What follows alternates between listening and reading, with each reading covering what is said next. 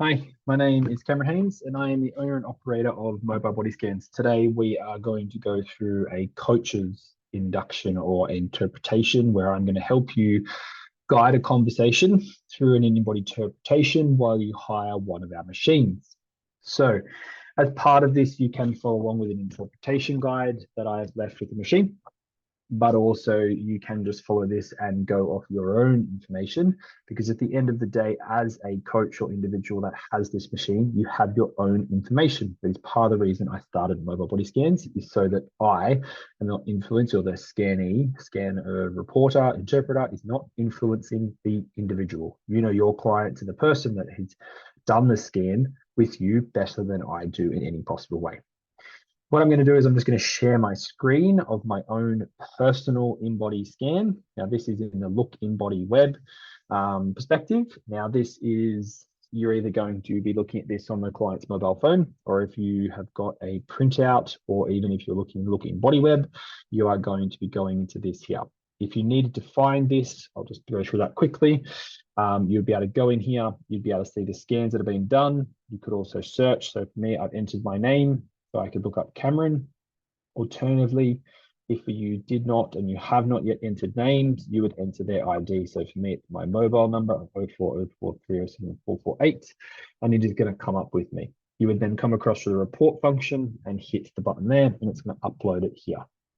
You can view two different scans here. You can edit which scans you're viewing in this drop down. At the end of the day, if you're doing the first scan though, you just click on a single one through here.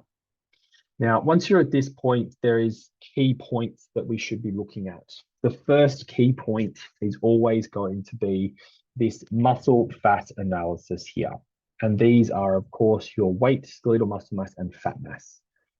From that point, you are guiding your conversation with the individual that you're in front of, whether they're more of a muscle mass goal, a fat mass goal, or just a general goal, to the different areas that the scan has. So after you have talked about this here and the CIDP, which is the new acronym, CIDP, which is the shape that these here make. So a C shape would be the longest lines would be weight and body mass, fat mass.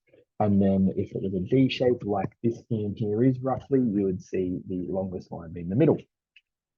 Now, the machine breaks down two of these, so our muscle mass and fat mass, into segments for us. So on the right-hand side here, we would then be looking at the fat masses.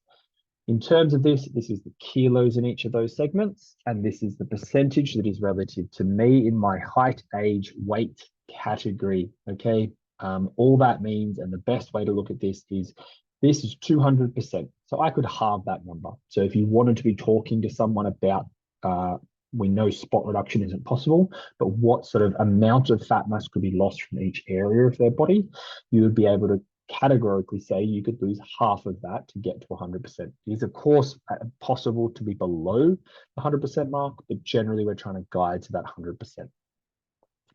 From there, we've got the same thing for our muscle mass, which is right here, which is our segmental lean analysis. The top line is how many kilos or the amount of actual physical weight in the area, and then percentage. Again, you can see the percentages, and of course you can guide. So instead of it being the opposite where fat mass, we're trying to get reduction, this is where you're talking about increasing. So for me, I would be pointing out to increase my lower legs, or my legs, which is my lowest muscle mass perspective. I'm holding more muscle mass in my trunk and my upper body in that standpoint. So that covers this in terms of the first place, and then the second place we will guide. My interpretation style is, if I've got a client who is more interested in muscle mass, I would guide them to their muscle mass first and then discuss a bit of fat mass. If I've got a client who's more interested in fat mass, I would guide them to the fat mass first and then talk about the muscle mass side. Once we've covered that, we would then go on to BMI and body fat percentage. Now, we all know BMI is a very archaic way of looking at the health of the body, but at the end of the day, it is also a scientific term that a lot of people use, which is listed here. One of the things that I found interesting when I found this out is that BMI was created back in the World Wars to make sure that we were sending fit, able people to war. No one that was over a certain BMI was able to go to war. So that gives an indication of how old that system is, and we don't really have much relativity to it these days, because you would see a lot of heavily muscular people that we may see in a gym environment or out in the streets, they would all be in the obese category because of their muscle mass, which would be high percentage of muscle mass. Okay. Body fat percentage is probably a better relativity and a great one to guide clients to as a metric for something that would be talked about or looked at with subsequent scans, because body fat percentage would fluctuate if their muscle mass was going up or down, or their fat mass was going up or down.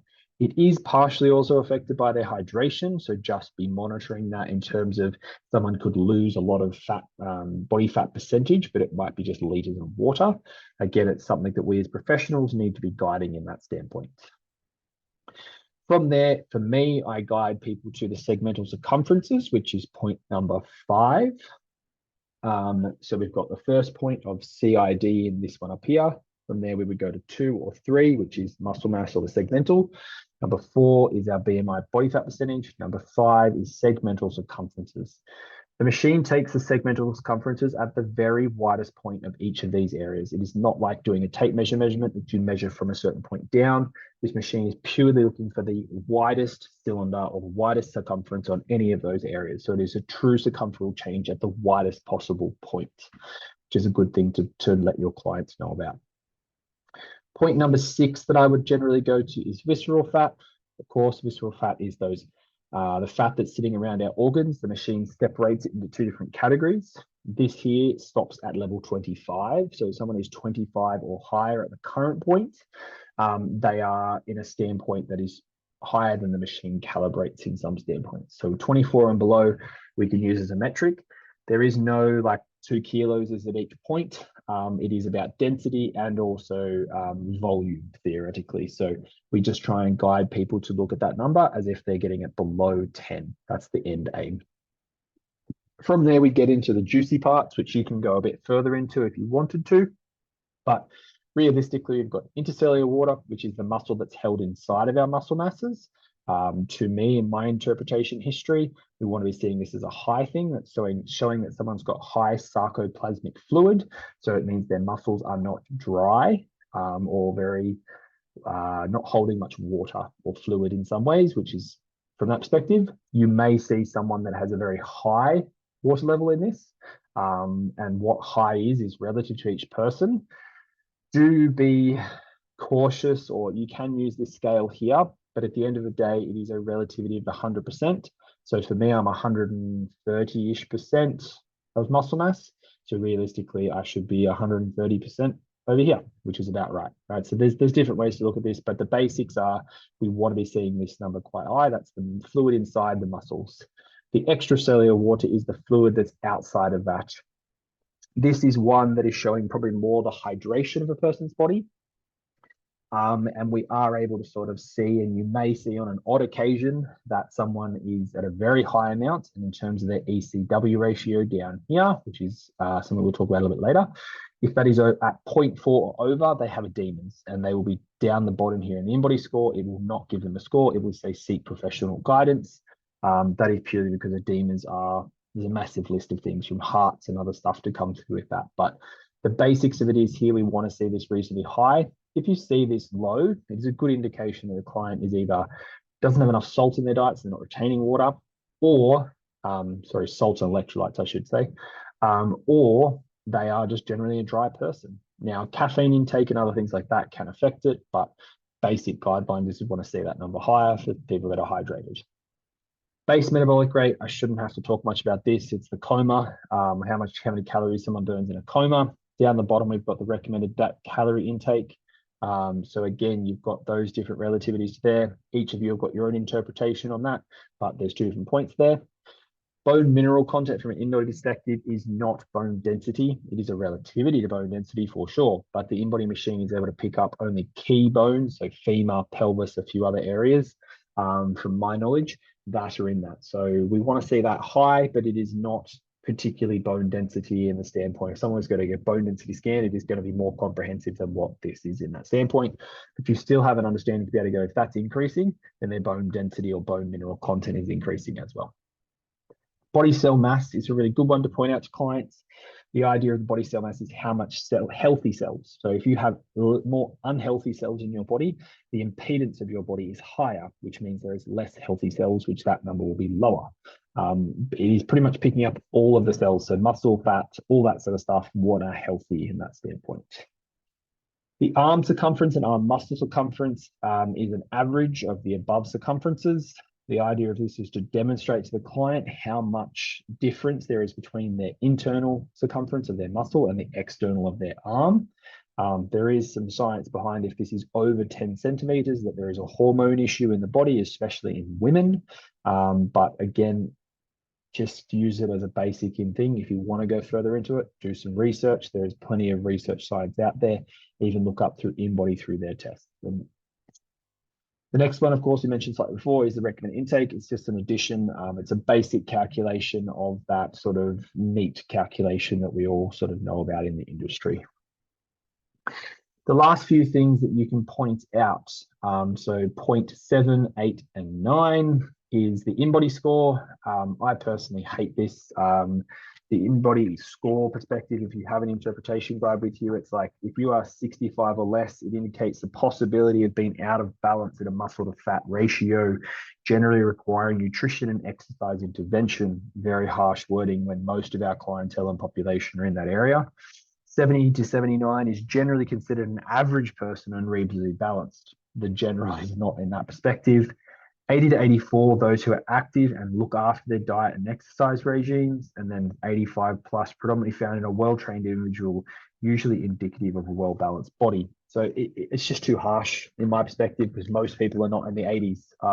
So the way I guide with my interpretations that I do for my clients and people that I talk to is we just want this number to increase, guys. It's simple. Goes from 87 to 89, you've got positive things in your scan. It's also a great way on a second scan for you as a professional interpreting, straight away look at their InBody score. If it's gone down, you know there's probably negatives. So you can start to control that conversation. If it's gone up, then there is that perspective of looking for the positives. It does not stop at 100. I think the highest result I've ever seen is 113. So there's another point why, again, the scale's a bit stupid because you would think that it can go over in that standpoint as well. ECW ratio, as I mentioned before, is the ratio of extracellular water. We want it in that normal range. We don't want to see too much fluctuation in this. Realistically, the more fluctuation is the more irregular scan is, but 0.04 is the point where you won't get an embodied score, just in case you ever see that. The last point, and I think one of the most important things to point out, is the weight control figure. Weight control is the lowest total body mass you can be without losing muscle mass.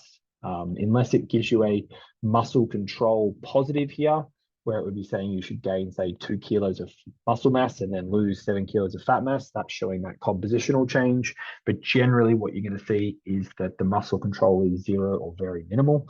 And then that's from there. One of the reasons I really like this, I've had plenty of clients over the times of having these machines that are 150 kilos or more, and they come and go, I need to lose 60 kilos.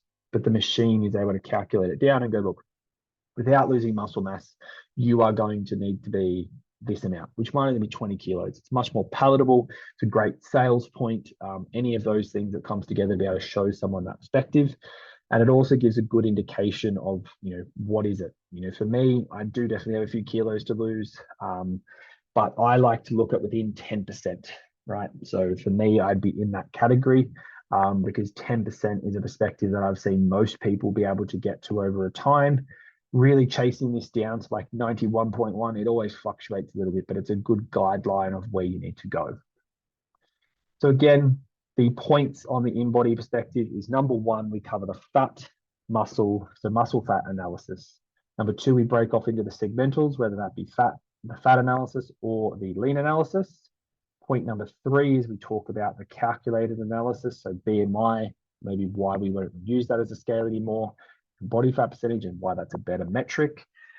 Point number 4 that I generally go to is then circumferences. Point 5 is visceral fat. Point 6 is research parameters and what each of those mean. Point 7 is ECW ratio. Point 8 is our InBody score. And then point 9, and the most important in some ways to summarize it all, is the weight control figure.